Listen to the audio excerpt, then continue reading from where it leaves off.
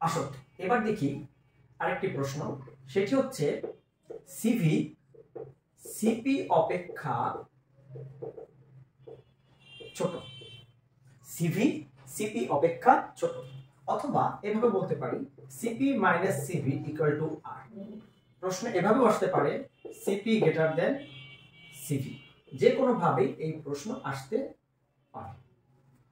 তাহলে চলো খুবই কুইক করে এই ছোট একটি প্রশ্ন দেখে নিই। তাহলে তোমাদের আগে বলেছিলাম যে মোলার আপেক্ষিক তাপ সি ইকুয়াল টু তোমরা কি জানো, dQ by n dT. Cp equal to dQ by n dT, Cv equal to dQ by n dT. এবার মাথায় রাখবে এইখানে ডিকিউ এর সিগনিফিকেন্স আর এখানে ডিকিউ এর সিগনিফিকেন্স কিন্তু একই না। কারণ যখন তুমি সিপি নির্ণয় করেছো তখন কিন্তু কি সমচাপ, আর সমচাপের ক্ষেত্রে আমরা তাপগতিবিদ্যার প্রথম সূত্র কি জানি, DQ equal DU plus PDV. এর মানে এখানে ডিকিউ হচ্ছে ডিইউ প্লাস পিডিভি। যখন সম আয়তন তখন কিন্তু কৃতকাজ শূন্য, এর মানে ডিকিউ ইকুয়াল টু ডিইউ। তাহলে এইখানে ডিকিউ এর যে সিগনিফিকেন্স সেটা কিন্তু অভ্যন্তরীণ শক্তির পরিবর্তন। এর মানে কি, যখন চাপ সমান থাকবে মানে সমচাপ প্রক্রিয়া, তখন তুমি যেই পরিমাণ সরবরাহ করবা অভ্যন্তরীণ শক্তি বৃদ্ধিতে সহায়তা করবে প্লাস কি কৃতকাজ থাকবে। এর মানে সমচাপের ক্ষেত্রে যখন তুমি চাপ স্থির রাখবে তখন তোমাকে কিছু পরিমাণ কি করতে হবে, কাজও করতে হবে। বাট যখন তুমি আয়তন স্থির রাখবা তখন কিন্তু তোমার কোনো কাজ নেই। এর মানে সমস্ত সরবরাহকৃত শক্তিটাই কিন্তু কি অভ্যন্তরীণ শক্তি বৃদ্ধিতেই সহায়তা করছে বা কাজে লাগছে, অভ্যন্তরীণ শক্তি বৃদ্ধিতে কিন্তু। এর মানে কি সমচাপে কাজ করতে হচ্ছে, সমায়তনে কাজ করতে হচ্ছে না। তাহলে এই ডিইউ আর এই যে ডিইউ এইটা কিন্তু একই জিনিস। এই যে অভ্যন্তরীণ শক্তির পরিবর্তন আর এই যে অভ্যন্তরীণ শক্তির পরিবর্তন এটা কিন্তু একই। এর মানে আমি যদি এখানে 100 জুল সরবরাহ করি, এই 100 জুলই কিন্তু কি হবে অভ্যন্তরীণ শক্তিতে বৃদ্ধিতে সহায়তা করবে। বাট এইখানে যদি আমি 100 জুলি যদি অভ্যন্তরীণ শক্তির পরিবর্তন চাই তাহলে হয়তো বা আমাকে দিতে হবে কি বেশি 140 জুল, আর বাকি 40 জুল কি হবে কাজে পরিণত হবে। কথা কি বুঝতে পারছো? তাহলে আমি যদি দেই 100 জুল তাহলে এখানে কি হবে সমায়তনের ক্ষেত্রে 100 জুল কিন্তু কি হবে অভ্যন্তরীণ শক্তি বৃদ্ধিতে সহায়তা করবে। বাট আমি যদি সমচাপের ক্ষেত্রে 100 জুল পরিমাণ যদি অভ্যন্তরীণ শক্তি চাই তাহলে কি হবে, তাহলে আমাকে দিতে হবে কি বেশি। দেখা গেল দিতে হবে কত, ধরো 140 জুল, সেখান থেকে 100 জুল অভ্যন্তরীণ শক্তি বৃদ্ধিটা আর বাকি 40 জুল কি কৃতকাজে রূপান্তরিত হচ্ছে। এর মানে সমচাপ প্রক্রিয়ায় কিন্তু আমাকে তাপ শক্তি কি সরবরাহ করতে হচ্ছে বেশি, কারণ সমচাপ প্রক্রিয়ায় কিন্তু কি হয় কাজ হয়, যেটা সমায়তনে হয় না। এই জন্যই এই সিপি এবং সিবি ডিকিউ দেখে কিন্তু একই ভাবার কোনো কারণ নেই। এবার আসুন তাহলে তাপগতিবিদ্যার যে প্রথম সূত্র, তাপগতিবিদ্যার প্রথম সূত্র, এই প্রথম সূত্রটা সমচাপ প্রক্রিয়ার ক্ষেত্রে, সমচাপ প্রক্রিয়ায় আমরা কি জানি, DQ equal two DU plus PDV. এবার আসো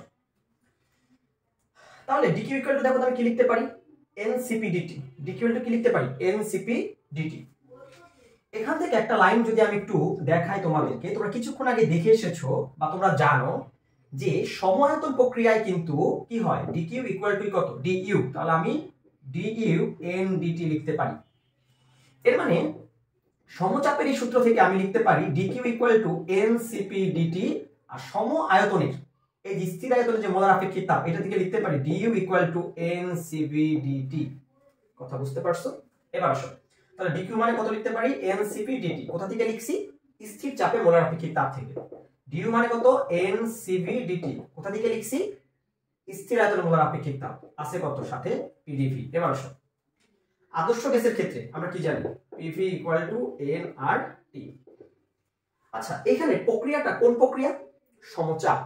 আমি এই যে সিপি এবং সিভি, সিপি সিভি থেকে বড় বা সিভি সিপি থেকে যে ছোট, এটা যে প্রমাণ করছি এটা তাপগতিবিদ্যার প্রথম সূত্রের কোন প্রক্রিয়াটা নিচ্ছি, সমচাপ। এর মানে এই যে আদর্শ গ্যাসের যে সমীকরণটা লিখলাম PV equal to n R T, n ধ্রুবক আর ধ্রুবক সমচাপ কিন্তু। এর মানে এই চাপটা এখানে কি আছে বলতো, ধ্রুবক আছে। এর মানে এই চাপের কিন্তু কি হবে না, কোনো পরিবর্তন হবে না। তাহলে এইখানে একমাত্র তাপমাত্রার সাথে সাথে পরিবর্তন হবে কি শুধু আয়তন, কি হবে আয়তন। দ্যাটস ওয়াই কিন্তু তোমরা কিন্তু কি সমচাপ প্রক্রিয়া কি লিখতে, সালচের সূত্র লিখতে না, v1/t1 = v2/t2 লিখতে। তাহলে তাপমাত্রা রেফারেন্সে এখানে ডিফারেন্সিয়েশন করো, তাহলে ddt of nRT, তাহলে পি ধ্রুবক চাপ বাইরে আসবে, dV by dT equal to n R, dT মানে কত 1, তাহলে পিডিভি ইকুয়াল টু লেখা যায় এন আর ডিটি। তাহলে এখানে সাবস্টিটিউট করে দাও এন সিপি ডিটি, এটাকে এই পাশে নিয়ে আসো মাইনাস এন সিবি ডিটি, পিডিভি মানে লেখা যায় কত এন আর ডিটি। এবার উভয় পাশ থেকে এন ডিটি কমন নিয়ে এন ডিটি কি করো বাদ দিয়ে দাও, ক্যান্সেল করে দাও। তাহলে সিপি মাইনাস কত সিবি ইকুয়াল টু কত আর, বা সিপি ইকুয়াল টু কি সিবি প্লাস কত আর। তাহলে আমরা দেখতে পাচ্ছি যে স্থির আয়তনে মোলার আপেক্ষিক তাপের সাথে যদি মোলার গ্যাস ধ্রুবক যোগ করা হয় তাহলে সিপি পাওয়া যায়। এর মানে এখান থেকে বলতে পারি সিপি গ্রেটার দ্যান সিবি, বা বলতে পারি সিবি সিপির চেয়ে ছোট, বিভিন্ন ভাবে বলা যায়, অথবা বলা যায় সিপি মাইনাস সিবি ইকুয়াল টু কত